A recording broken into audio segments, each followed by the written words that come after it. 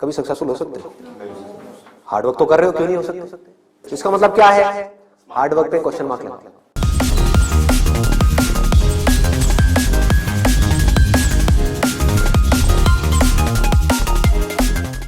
ये जो सोच है ना हमारी, वो बड़ी खतरनाक बनी हुई है। उसी सोच पे क्वेश्चन मार्क लगाना है। हार्डवर्क सबसे ज्यादा कौन करता है? एक रिक्शे वाला, लेबरर। सक्सेसफुल हो जाता है वो? ऐसे बच्चे देखे हैं जो बहुत हार्डवर्क करते हैं और तब भी नहीं हो पाता उनका, और ऐसे बच्चे हैं जो इतना हार्डवर्क नहीं करते हैं, अपनी लाइफ में एक बैलेंस बनाते हैं, मतलब घूमते फिरते भी है, मजे भी करते हैं, साथ साथ में पढ़ाई भी करते हैं और वो टॉप कर जाते हैं। तो इसका मतलब क्या है? हार्डवर्क पे क्वेश्चन मार्क लगाओ। हार्डवर्क इंपॉर्टेंट है, लेकिन हार्डवर्क भी अगर सही डायरेक्शन में ना किया जाए तो बकवास है। समझ रहे हो? सक्सेस यहां है, आप वहां भाग रहे हो पूरी जान लगा करके पागलों की तरह। कभी सक्सेसफुल हो सकते हो?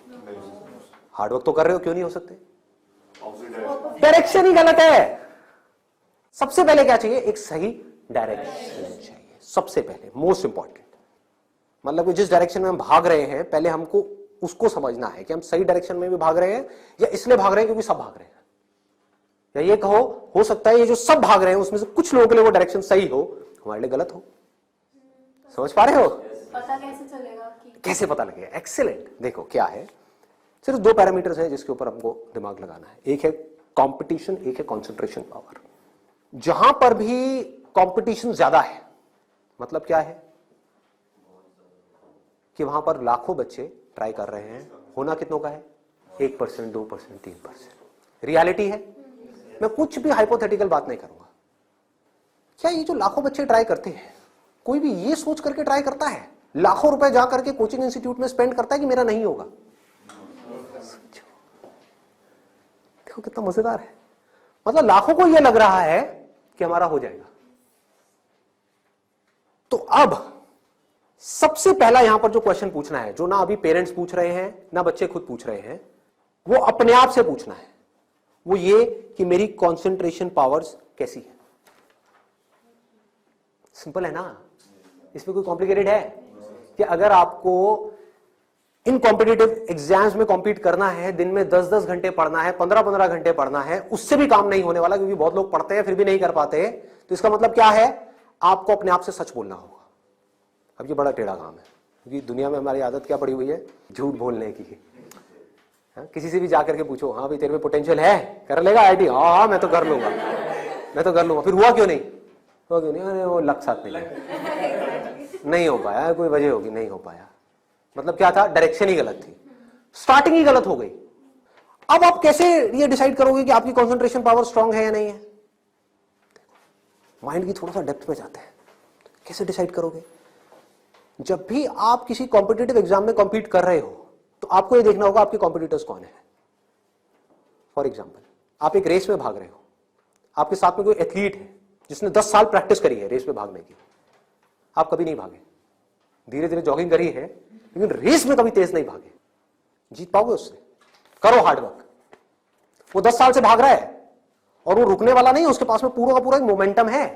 वो अगले 2 साल तक भी ऐसे ही भागने वाला जैसे वो 10 साल से भागता आया है। आप अभी भागना शुरू कर रहे हो, तो पहले अपनी कंसंट्रेशन पावर्स को कंपेयर करना है किसी और के साथ। That is going to be a realistic solution. एक है थियोरेटिकल सोल्यूशन। थियोरेटिकल क्या है? मां बाप कह रहे हैं बच्चों को भागो, बच्चे भी अंदर से कह रहे हैं भागो, यही हो रहा है, करेंगे करेंगे करेंगे करेंगे करेंगे, चार्ज अप हुए पड़े पागलों की तरह। इनको ये नहीं समझ पा रहा कि मेरे अंदर वो स्ट्रेंथ है भी या नहीं है। बहुत बारीक बात है, अगर इसको हमको समझ आए तो। एक बॉक्सिंग रिंग में आप हो, ठीक है, तो सामने देखो कि जो बॉक्सर है वो है कौन जिससे आप लड़ने के लिए जा रहे हो। इसी को तो कंपटीशन बोलते हैं। तो अगर उस कंपटीशन को आपको जीतना है, और जीतना ही है, हारना किसको है? किसको अपने मां बाप के पैसे डुबोने हैं? किसको अपनी लाइफ खराब करनी है? जीतना ही है। तो जीतने का क्या तरीका है? पहले अपने कॉम्पिटिटर्स की स्ट्रेंथ को समझ जाओ। समझ लो कि आप कॉम्पीट कर किसके साथ में रहे हो। वो कैसे समझोगे? रियलिस्टिकली अपने आप से पूछो, अपने स्कूल के बैकग्राउंड के बेस पे या जो भी आज तक आपने किया है उसके बेस पे। कुछ बच्चे होते हैं जिनको एक चैप्टर है, मान लो एक बुक में, उसको पूरा याद करने में या समझने में 1 घंटा लगता है। आपको कितनी देर लगती है? 5 घंटे? 6 घंटे, 10 घंटे या आधा घंटा? ये पूछो अपने आप से. Then you will be able to जज your strength in comparison to your competitors.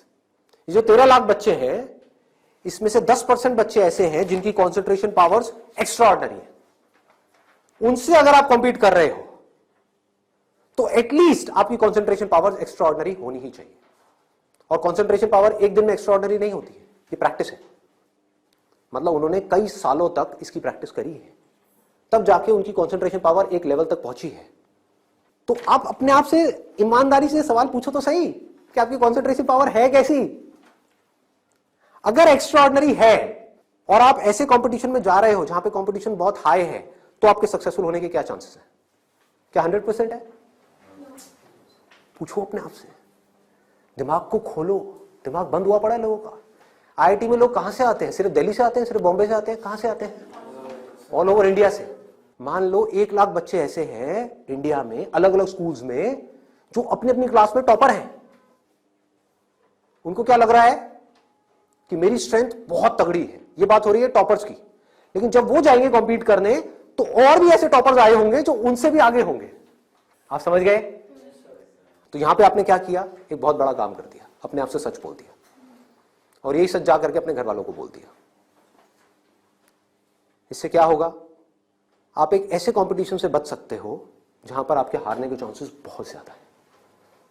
क्योंकि एक्चुअल में कंपटीशन है किसके बीच में? देखो, उन लोगों के बीच में जिसमें पोटेंशियल है. एक रेस हो रही है ओलंपिक्स में, वो किसके लिए है?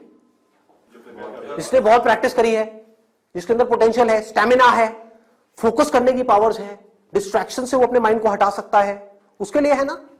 सबके लिए तो नहीं है. अगर सबको भगा दिया जाए उस रेस में तो क्या होगा? क्योंकि उसमें जीतने के बाद गोल्ड मेडल मिलता है, अखबार में फोटो आती है. अखबार में फोटो आती है ना, इन कोचिंग इंस्टीट्यूट्स की फोटो आती है, नाम लिखे होते हैं, ऑल इंडिया रैंक ये है, ये है, ये है. उसको देख करके क्या होता है माँ बाप की हालत? उनको उसकी फोटो नहीं दिख रही होती, अपने बच्चे की फोटो दिख रही होती है. यहां पे आने वाले इतने साल बाद मेरे बच्चे की फोटो होगी, मेरी बेटी की फोटो होगी, उसकी ये रैंक होगी. यहां से क्या हो रहा है? हम अननेसेसरी अपनी एक ख्याली दुनिया खड़ी कर रहे हैं. पेरेंट्स ने अपने दिमाग में एक ख्याल बना लिया. अब यहां तक प्रॉब्लम नहीं है, उन्होंने वो ही किया जो होना था. सबके साथ होता है, कौन नहीं चाहेगा? गड़बड़ कहां हुई? आप भी इस खेल को नहीं समझ पाए. आप समझ ही नहीं पाए हो क्या रहा है. ये जो कोचिंग इंडस्ट्री है आज की डेट में 1.5 लाख करोड़ की इंडस्ट्री है. ये पैसा कहां से आ रहा है? हम सबसे आ रहा है, हमारी जेब से आ रहा है. तो अगर इस खेल को हम समझ जाएं, हमारे पेरेंट्स नहीं भी समझ पा रहे क्योंकि वो तो सपने देखेंगे ही, और हम जाकर के बोले ये सपना आप अभी रोक दो, इस पे लगाम लगाओ, देखो पहले कि आपका बच्चा कहां स्टैंड करता है. गाड़ी आपके पास में 800 और कॉम्पीट करने की बात कर रहे हो फेरारी वालों से. बट इसका मतलब ये नहीं है 800 बुरी है. आप समझ रहे हैं मेरी बात? रेस में बुरी है, बट दिल्ली की सड़कों पे, पुरानी दिल्ली में फेरारी अच्छी है, 800 अच्छी है? 800 अच्छी है, ज्यादा सक्सेसफुल है. बट वही अगर उस रेस में चली जाए जिसमें सब भाग रही हैं और सारी 800 नहीं है, फेरारीज है, एक से एक फेरारीज है, किसमें कितनी आग लगी हुई है वो आपको पता ही नहीं है. आप समझ पा रहे हो? कोई आ रहा है कहीं से, उस बच्चे में कितनी आग है और कितना पोटेंशियल है वो आप सपने में भी नहीं सोच सकते, और आप उससे लड़ने की बात कर रहे हो. किस बेस पे? क्योंकि मेरे घर वालों ने ये सपना देखा है और मुझे सपने को सर्च करना है. पोटेंशियल है या नहीं है? पूछो अपने आप से, तो आपको क्लियर कट जवाब मिलेगा. Clear cut. 10% लोग ऐसे होते हैं जिनमें एक्चुअल में पोटेंशियल है इन एग्जाम्स में कॉम्पीट करने का. तो if you are there in that top 10% category, तो अब आपका हार्डवर्क यहां पे काम आने वाला है.